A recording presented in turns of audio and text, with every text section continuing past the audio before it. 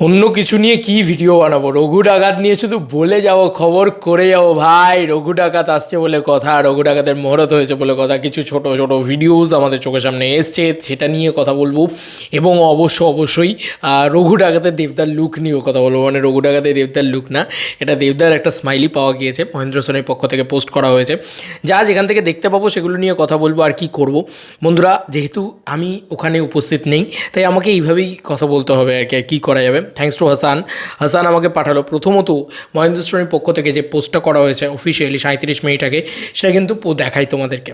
এইটা হচ্ছে দেবদার সেই মিষ্টি লুক এবং সেই মিষ্টি হাসি। Yes, he is the biggest superstar in our Tollywood industry.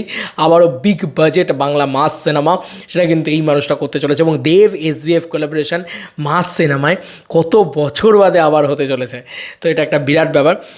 তো এখানে লেখা হয়েছে beginning again, the idea was to get the smiley back, here you go Dev hashtag Raghu Dakat. দেবদাকে কী লাগছে এসদেবের অফিসার, দাদার মানে কস্টিউমটাও হেভি লাগছে। মানে দাদার যে ড্রেস কোডটা এসে, দাদা চিরকাল হ্যান্ডসাম, এটা আমরা সবসময় বলি। দারুণ লাগছে দাদাকে, মানে আমি তো ভীষণ ভালো লাগছে দাদাকে দেখে।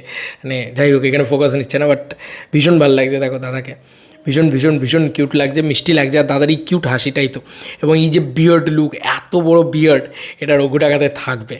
এবং মানে শ্যাম মাহাতোর কথা মনে পড়িয়ে দিচ্ছে, রীতিমতো বলছি, শ্যাম মাহাতোর কথা মনে পড়িয়ে দিচ্ছে। এছাড়াও টলিউড অনলাইনের পক্ষ থেকে একটা ভিডিও এসেছে, জাস্ট তোমরা দেখো।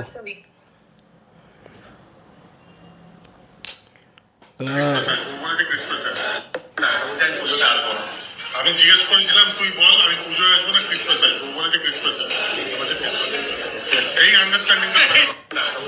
তো সৃজিত মুখার্জি অলরেডি অ্যানাউন্স করে দিল যে রঘু ডাকাতের জন্যে সৃজিত মুখার্জি পুজো ছেড়ে দিচ্ছে।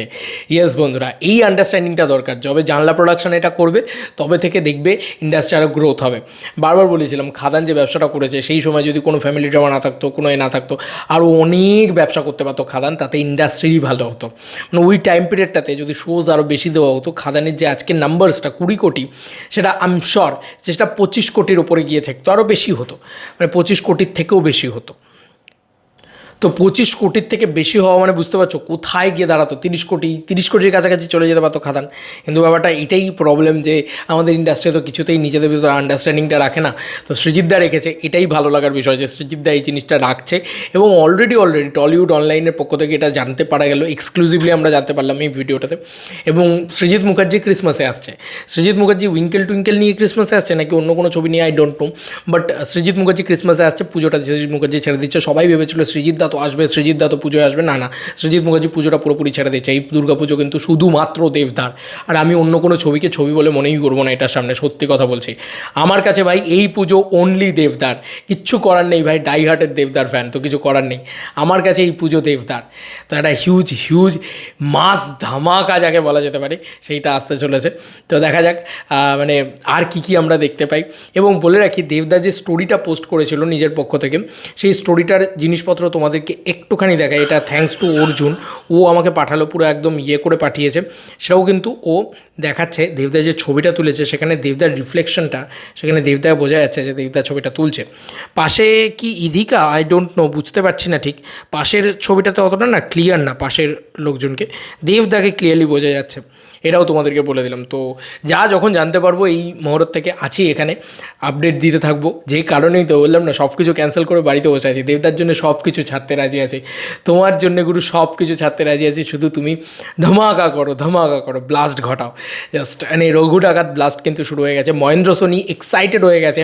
মহেন্দ্র সোনি অলরেডি মানে তার ঘরে বাঘ ফিরে এসছে বলে সে আনন্দ পাচ্ছে অলরেডি। সেই স্মাইলটা সে ফিরিয়ে আনতে পেরেছে আমাদের মেগাস্টারের মুখে। এর থেকে আনন্দের আর কি হতে পারে। তোমাদের আর কি মতামত এন্টায়ার ভিডিওটাকে নিয়ে জানিও কমেন্ট সেকশনে।